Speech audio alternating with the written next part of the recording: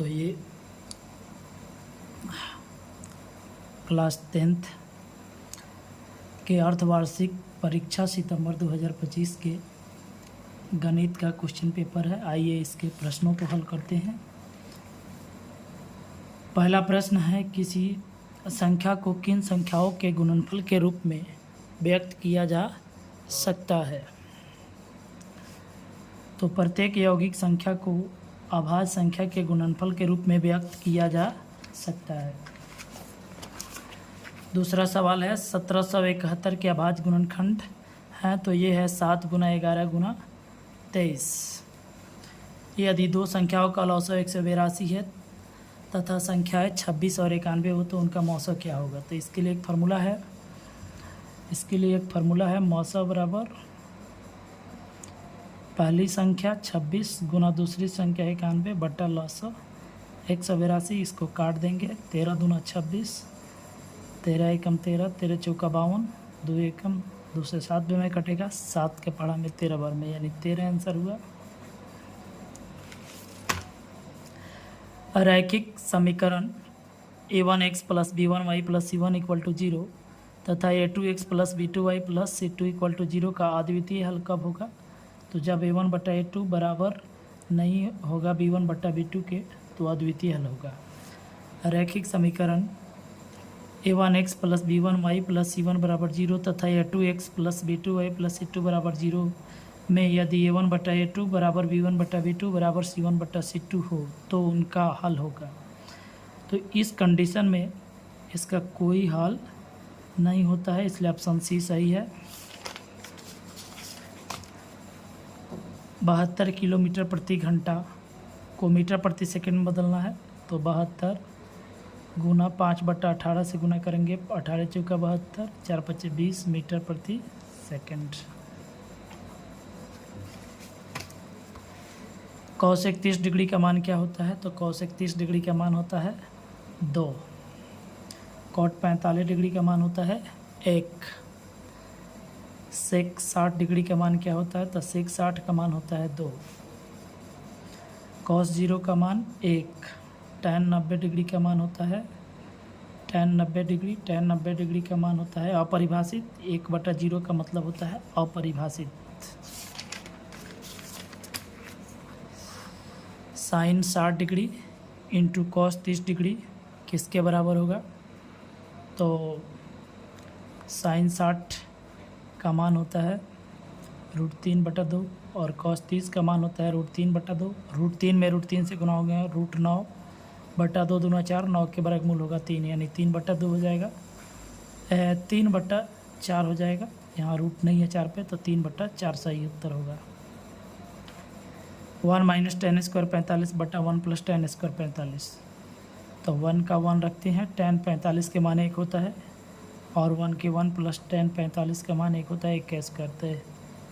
1 - 1 बटा 1 + 1, 1 में से 1 घटेगा, 0/2, यानी कि 0 आंसर होगा।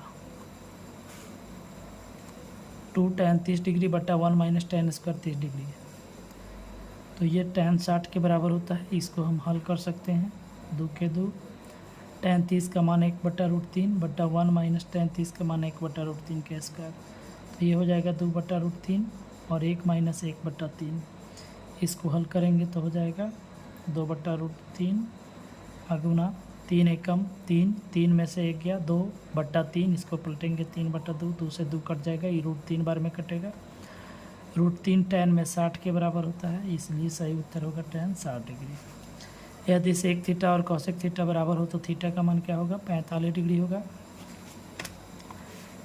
sin थीटा में थीटा का मान 0 से 90 डिग्री तक बढ़ाने पर sin थीटा का मान बढ़ता है। sin थीटा, tan थीटा और sec थीटा का मान बढ़ता है तथा cos थीटा, cot थीटा और cosec थीटा का मान घटता है। यदि tan a + b = √3 हो, इसका मतलब हुआ tan a + b = √3, यानी tan में 60 डिग्री तो इसलिए ए प्लस बी हो जाएगा 60 डिग्री। अब ए प्लस बी का पूरक पूछा है तो 90 में से 60 को माइनस करेंगे, यानी कि समपूरक पूछा है तो 120 में से माइनस करेंगे, 180 में से 60 को माइनस करेंगे, आ जाएगा 120 डिग्री।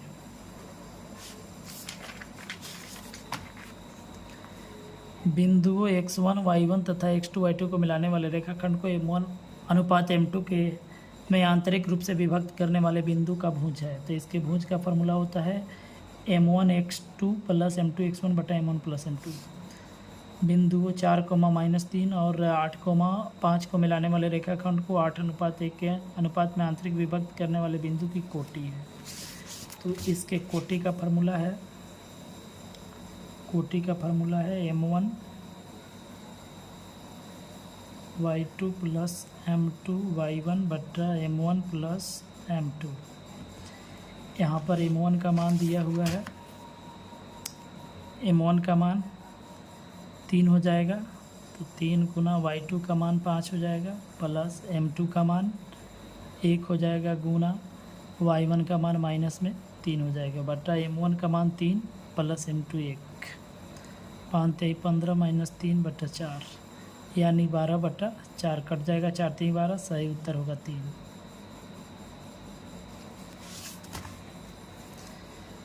बिंदुओं -1,7 तथा 4,-3 को मिलाने वाले रेखाखंड को 2:3 के अनुपात में आंतरिकता विभक्त करने वाले बिंदु का भुज है। भुज का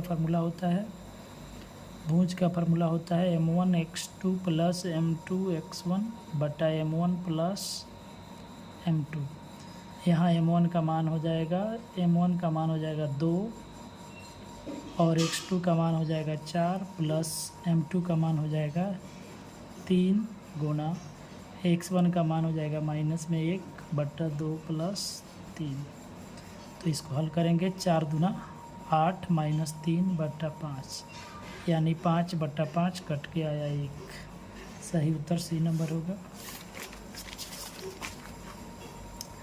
दो समरूप त्रिभुज की संगत भुजाएं होती है। तो दो समरूप त्रिभुज की संगत भुजाएं समानुपाती होती है तथा संगत कोण बराबर होते हैं। तो सही उत्तर होगा समानुपाती। यदि त्रिभुज ABC समरूप है त्रिभुज DEF के और कोण BAC बराबर है कोण EDF के, तो AB बटा AC किसके बराबर होगा? तो यहाँ AB लिया है तो AB का संगत यहाँ पे DE हो जाएगा, और यहाँ पर AC लिया हुआ है तो यहाँ पर DF हो जाएगा, तो DE बटा DF सही उत्तर हो जाएगा। DE बटा DF, बी नंबर सही हो जाएगा। त्रिभुज ABC समरूप है त्रिभुज PQR के, तो निम्नलिखित में कौन सा विकल्प असत्य है? अगर त्रिभुज समरूप है तो कोण BAC, पहला ऑप्शन देखते हैं, BAC बराबर है QPR, ये सही है। BAC बराबर PQR, यही गलत है, तो इसलिए सही उत्तर आपका यही हो जाएगा। अर्धवृत्त का कोण समकोण होता है।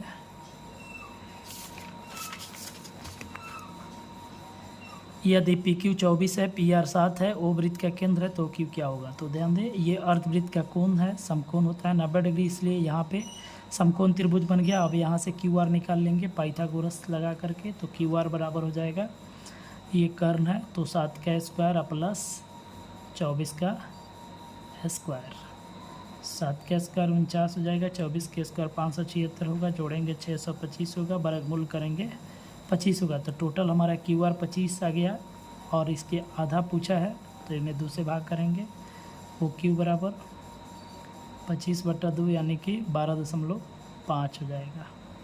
सही उत्तर बी नंबर। यदि समबाहु त्रिभुज की भुजा की लंबाई x है तो इसकी ऊंचाई क्या होगी?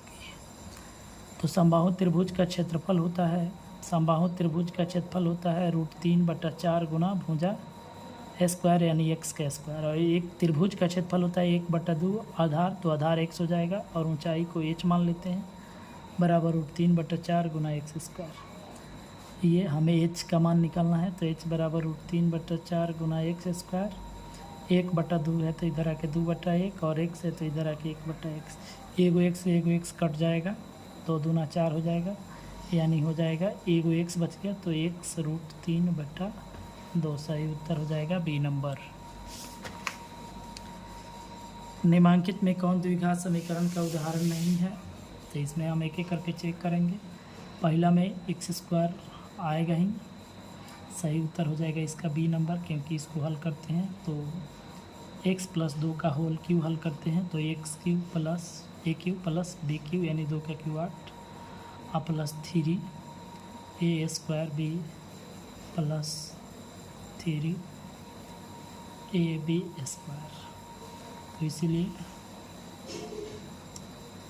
और बराबर में इसके है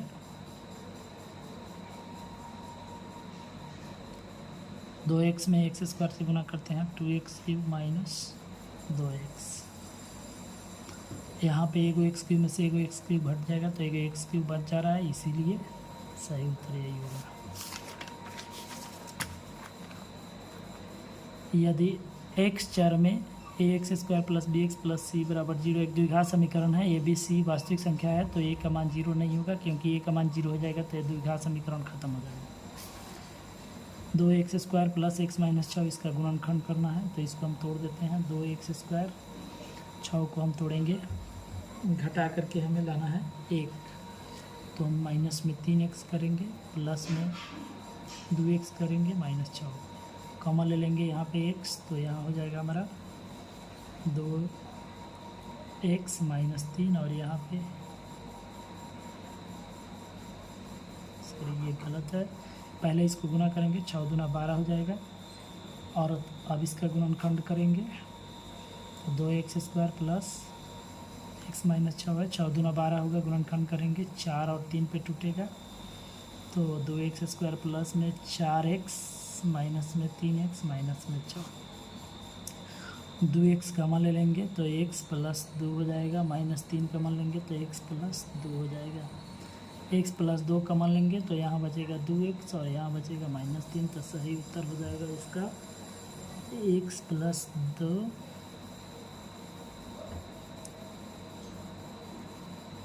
और 2x माइनस 3, सी नंबर सही होगा।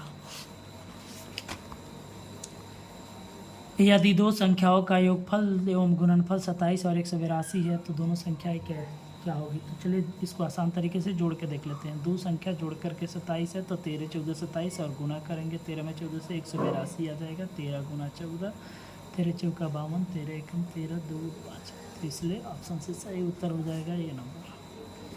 2x square minus 5x minus 3 इसका गुणनखंड करेंगे तो 3 दूना 6 तोड़ेंगे, 2x स्क्वायर घटा करके हमें लाना है तो 6x plus x minus 3, 2x common लेंगे x माइनस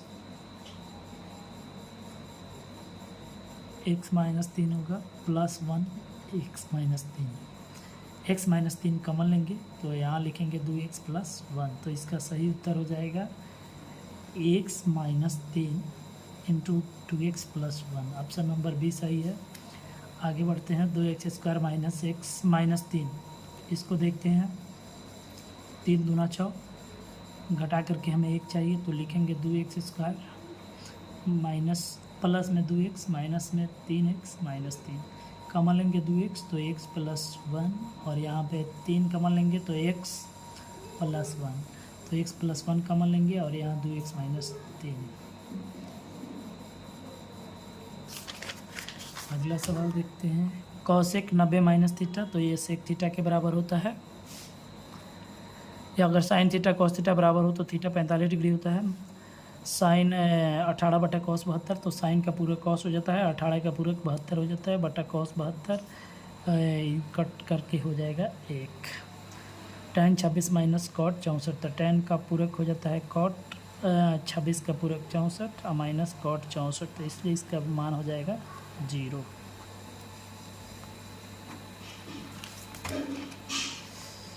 कॉसेक सेक 59 बटा कॉसेक 31, सेक का पूरक कॉसेक होता है और 59 का पूरक 31 बटा कॉसेक 31, तो 1 कट के 1 हो जाएगा, इसका सही उत्तर होगा डी नंबर।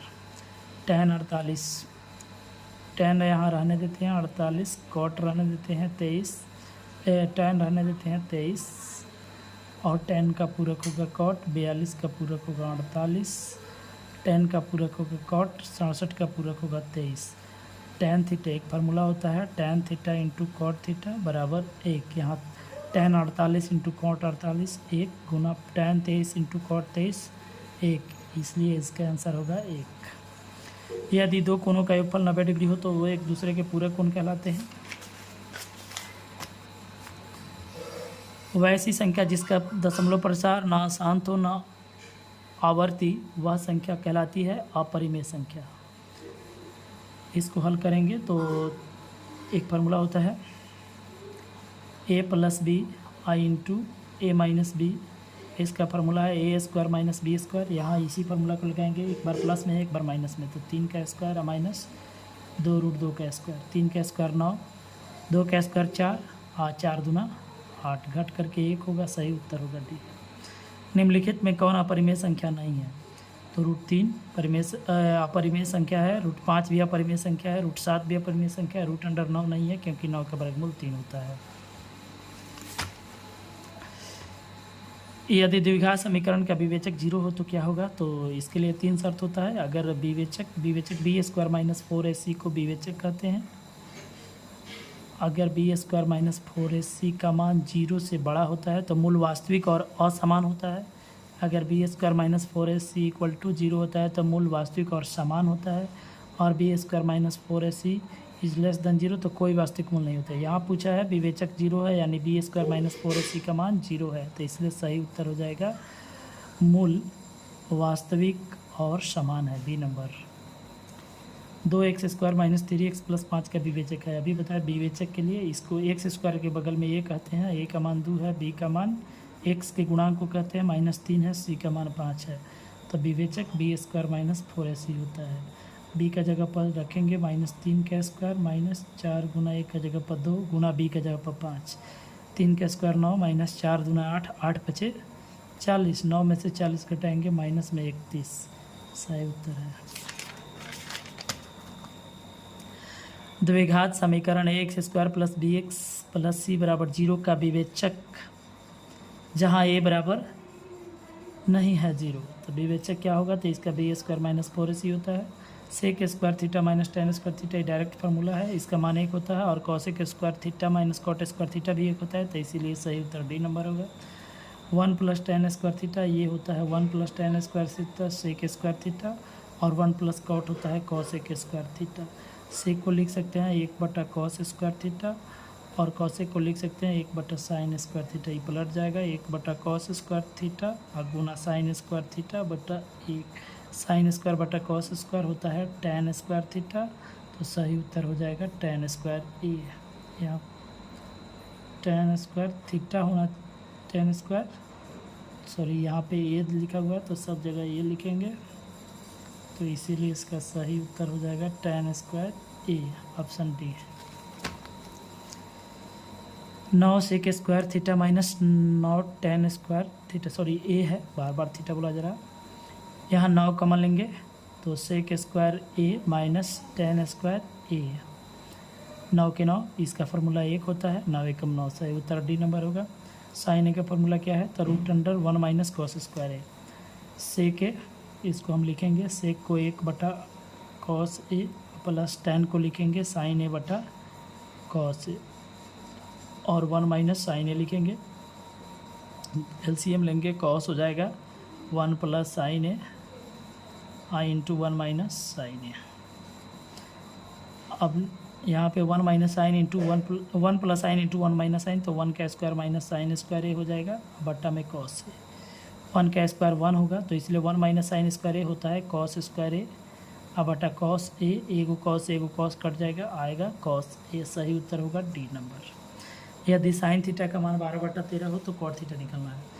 तो साइन थीटा 12/13 है, तो इसको हम डायरेक्ट लिख लेंगे। साइन थीटा का फार्मूला होता है पी, साइन थीटा का फार्मूला होता है p/h, यानी p का मान हो गया 12 और h का मान हो गया 13, तो हम b निकाल लेंगे। b हो जाएगा हमारा h square minus p square, यानी कि 13 का स्क्वायर माइनस 12 का स्क्वायर, 169 माइनस 144 घटाएंगे आएगा 25 के वर्गमूल 5 का।